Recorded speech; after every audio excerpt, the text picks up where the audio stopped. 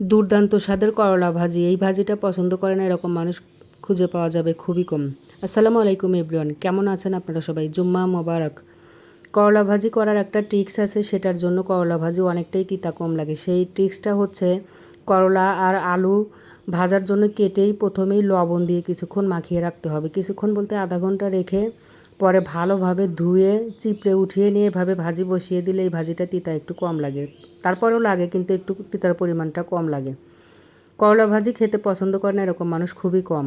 আমার বাসায় তো সবাই আমরা করলা ভাজি এভাবে পছন্দ করি। আর আমি করলা যখনই ভাজি করি দুভাবে ভাজি করি। একদিন ভাজি করি মানে এরকম ভাজিও আমি করি যে ঝাল দিয়ে, আরেকটা আজকে যেভাবে ভাজি করছি এভাবে ঝাল ছাড়া শুধু পেঁয়াজ লবণ আর তেল, তিনটা উপকরণ। এভাবে ভাজি করলেও খুবই মজা করলা ভাজি। শুধু তেলের মধ্যেই ভাজিটা বসিয়ে দিয়েছিলাম, পরে দিয়ে নিলাম স্বাদমতো লবণ, মোটা মোটা করে রিং রিং করে কাটা পেঁয়াজ, আর দিয়েছি কালার সুন্দর আসার জন্য একটু হালকা হলুদের গুঁড়া। এটা না দিলেও সমস্যা নেই, কিন্তু দেওয়ার জন্য ভাজির কালারটা একটু সুন্দর আসবে। এখন অনেকটা সময় নিয়ে একটা ভেজে নিলেই মজাদার করলা ভাজি রেডি হয়ে যাবে পোড়া পোড়া।